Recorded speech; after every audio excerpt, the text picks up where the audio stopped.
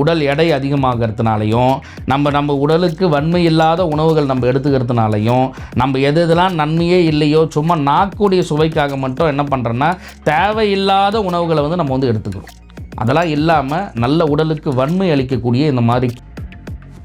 அப்போ நம்ம எந்த மாதிரியான உணவுகள் வந்து நம்ம வந்து எடுத்துக்கணும்? எனக்கு வந்து தாங்க முடியாத வலி வேதனைகள் இருக்குது அப்படின்னு சொல்கிறவங்க அதிகபட்சம் நார்ச்சத்து இருக்கக்கூடிய,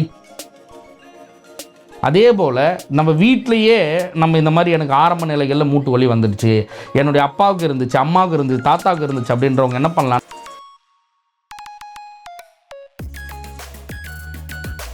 மருந்துகள் மட்டும் நம்ம வந்து சாப்பிட்டுட்டே இருந்தோம் அப்படின்னா நிரந்தர தீர்வு கிடைக்குமா மூட்டு வலிக்கு அப்படின்னாலும் இல்லை. நிரந்தர தீர்வு கிடைக்கணும் அப்படின்னு சொல்லிட்டு நினைக்கிறீங்க அப்படின்னா நீங்கள் செய்ய வேண்டியது உணவு முறைகளில் மாற்றத்தை நம்ம ஏற்படுத்தாமல் எந்த நோய்க்குமே நிரந்தர தீர்வு வந்து கிடைக்காது.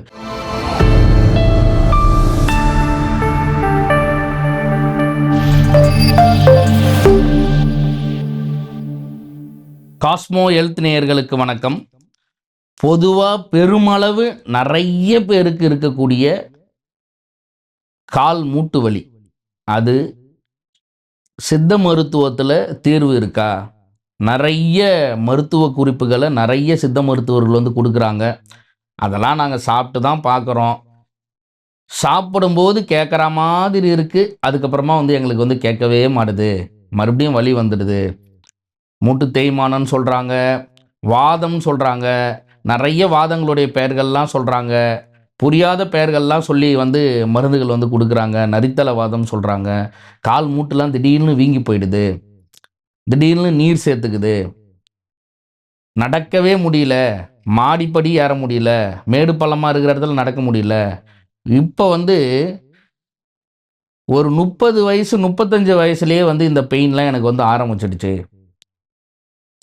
எங்கள் அப்பா எங்களுடைய தாத்தா பாட்டிக்கெலாம் வந்து 60-70 வயசில் கூட மூட்டு வலி ஏற்படாமல் அவங்களுடைய வேலைகளை வந்து பார்த்துட்டு இருந்தாங்க. அப்போ தான் கொஞ்சம் லைட்டாக வலி தெரியுது அப்படின்னு சொல்லுவாங்க. ஆனால் இப்போ வந்து 30 வயசுலேயே எனக்கு வந்து வலி ஆரம்பிச்சிடுச்சு. இந்த மாதிரி நிறைய தொந்தரவுகளோட நிறைய பேஷண்ட் வந்துகிட்டே இருக்கிறாங்க.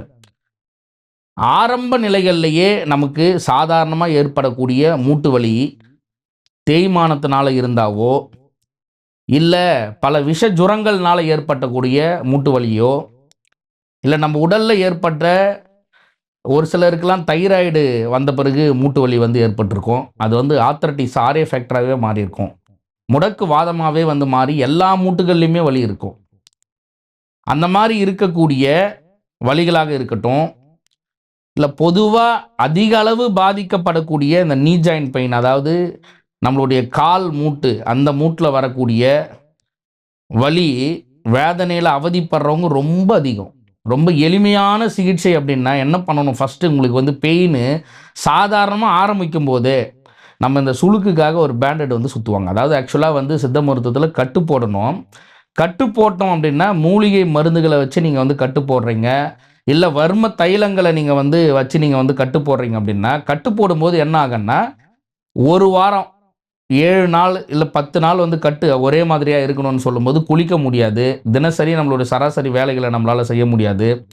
அப்படி இருக்கிறதுனால என்ன பண்ணலான்னா, இப்போ வந்து நமக்கு ரொம்ப எளிமையாக அந்த சுளுக்கு பேண்டடு ஒரு சாதாரணமாக நம்ம சுற்றிக்கிற மாதிரி இருக்குது. நீங்கள் உங்களுக்கு பக்கத்துலேயே இருக்கக்கூடிய சித்த மருத்துவராண்ட நாடி கூட நீங்கள் ஒரு முறை சுற்ற சொன்னீங்கன்னா, அவங்க சுற்றி காட்டினாங்கன்னா, நீங்கள் அதுக்கப்புறமா நீங்கள் வீட்டிலேயே கூட நீங்கள் சுளுக்கு பேண்டட் வந்து சுற்றிக்கலாம் மூட்டில். இப்போ எல்லாம் என்ன பண்ணுறாங்க, நீ கேப் அப்படின்னு சொல்லிட்டு ஒன்று வாங்கி மாட்டிக்கிறாங்க. அந்த நீ கேப்பை விட இந்த பேண்டட் வந்து ஃபுல்லாக நீங்கள் சுற்றுறது வந்து ரொம்ப சூப்பராக வந்து அந்த பெயினை வந்து ரிலீஃப் பண்ணுறோம். ஃபஸ்ட்டு இப்போ சாதாரணமாக இப்போ தான் எனக்கு ஸ்டார்ட் ஆகுது பெயின் அப்படின்றவங்க, அதை சும்மா டெய்லி பகல் டைமில் உங்களுடைய நித்திய வேலைகள் நீங்கள் செய்யக்கூடிய அந்த நேரங்களில் நீங்கள் இந்த பேண்டடை சுற்றிட்டு உங்களுடைய வேலையெல்லாம் செஞ்சுட்டு நைட்டு வந்தோடனே அவுத்து வச்சுருங்க. காலையில் குளிச்சுட்டு மறுபடியும் அதை சுற்றிட்டு உங்களுடைய வேலைகளை நீங்கள் வந்து பாருங்கள். இதுவே மருந்து எடுத்துக்கக்கூடிய அளவுக்கு எனக்கு வந்து வலி இருக்குது, நான் வந்து ஆரம்ப நிலைகள்லாம் விட்டுட்டேன், இப்போ என்னுடைய மூட்டு வந்து நான் நடந்தால் ரொம்ப வலி தெரியுது, அப்படியே வின்னு அடிக்குது, என்னால் தாங்கவே முடியல அப்படின்னு சொல்கிறவங்க இந்த நீ கேப் மட்டும் பயன்படுத்தினா சரியாகுமா அப்படின்னா இல்லை. அப்போ நீங்கள் என்ன பண்ணணும், இந்த சுளுக்கு பேண்டட் போட்டுக்கணும், அது கூடவே மருந்துகளை நம்ம கொஞ்சம் எடுத்துக்கணும். மருந்துகள் மட்டும் நம்ம வந்து சாப்பிட்டுட்டே இருந்தோம் அப்படின்னா நிரந்தர தீர்வு கிடைக்குமா மூட்டு வலிக்கு அப்படின்னாலும் இல்லை.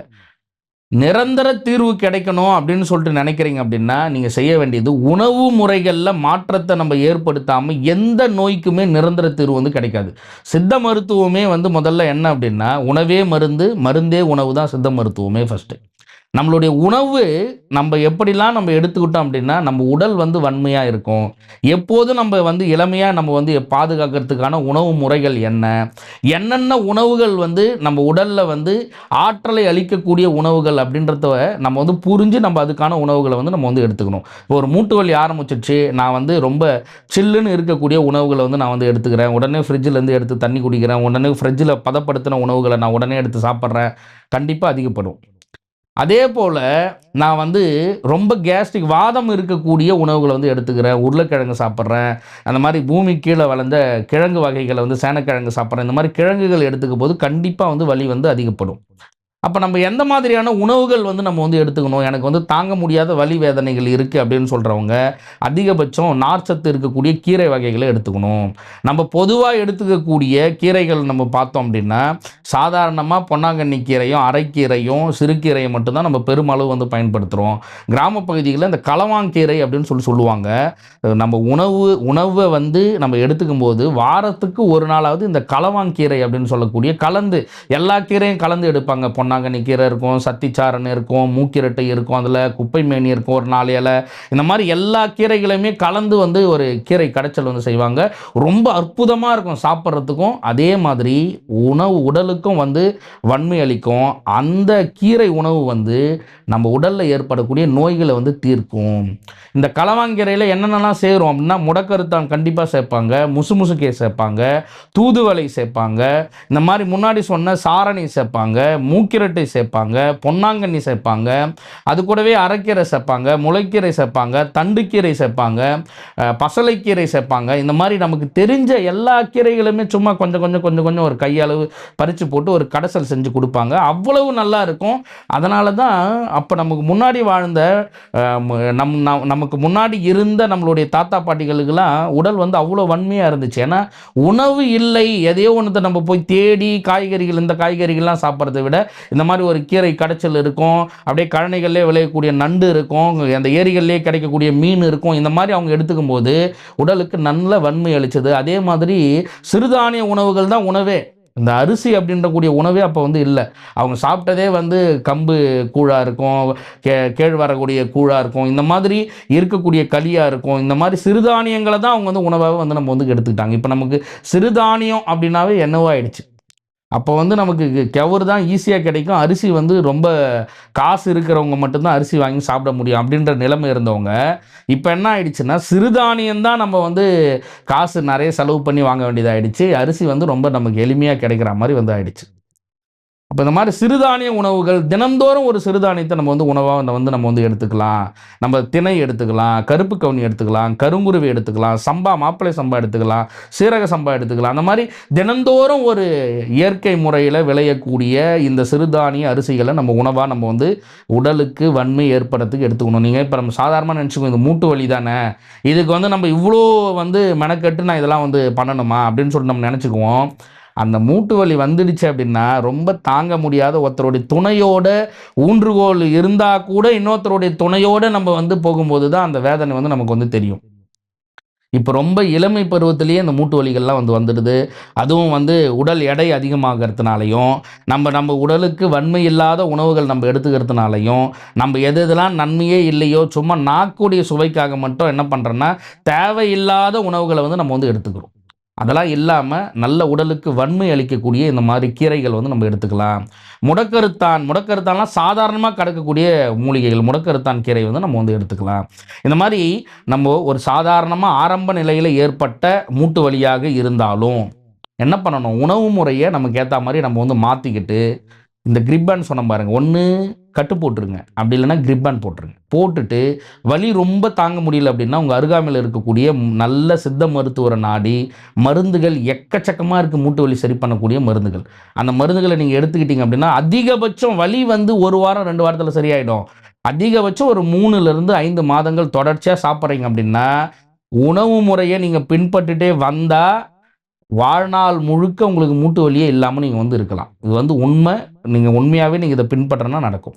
அதே போல் நம்ம வீட்டிலேயே நம்ம இந்த மாதிரி எனக்கு ஆரம்ப நிலைகளில் மூட்டு வலி வந்துடுச்சு, என்னுடைய அப்பாவுக்கு இருந்துச்சு, அம்மாவுக்கு இருந்துச்சு, தாத்தாவுக்கு இருந்துச்சு அப்படின்றவங்க என்ன பண்ணலான்னா, நல்லெண்ணெய் நமக்கு சுத்தமான செக்கில் ஆட்டின நல்லெண்ணெயில் சுக்கு, மிளகு, திப்பிலி அப்படின்னு சொல்லக்கூடிய இந்த திரிகடுகு ஒரு 1 லிட்டர் எண்ணெய் இருக்குது அப்படின்னா, இந்த திரிகடுகு சூரணமே நீங்கள் வந்து ஒரு 100 கிராம் போட்டு அந்த எண்ணெயில் போட்டு காய்ச்சிட்டு, அது கூட முடக்கருத்தான், அந்த முடக்கருத்தான் இலை ஒரு கைப்பிடி அளவு போட்டு காய்ச்சிட்டு, பூண்டு ஒரு கைப்பிடி அளவு நல்லா இடித்து போட்டு அதில் வந்து காய்ச்சிட்டு எடுத்து இறக்கி வச்சுட்டு, தினந்தோறும் ஒரு டீஸ்பூன் நீங்கள் வந்து ஒன்று சாப்பாட்டில் போட்டு பிசைஞ்சு சாப்பிட்டுங்க, இல்லைன்னா காலையில் வெறும் வயிற்றில் தினந்தோறும் உள்ளுக்கு குடிச்சிட்டே வரீங்க அப்படின்னா, உங்களுக்கோ உங்களுடைய பின்னாடி நம்மளுடைய குழந்தைகளுக்கு ஏற்படும், எனக்கு வந்துச்சு, என் பசங்களுக்கு வரக்கூடாது, என்னுடைய அப்பாவுக்கு இருந்துச்சு, என்னுடைய அம்மாவுக்கு வரக்கூடாது, இந்த மாதிரி அவங்களுக்கு இந்த பெயின் வந்து கண்டினியூ ஆகிட்டே இருக்குது. எங்கள் வீட்டில் இருக்கிற எல்லாருக்குமே இந்த எலும்பு எல்லாம் வீக் ஆகிடும், திடீர்னு வந்து மூட்டு வலி ஏற்பட்டுரும், அந்த மாதிரி சொல்லக்கூடிய அந்த மூட்டு வலி சுத்தமாக வந்து இருக்கவே இருக்காது.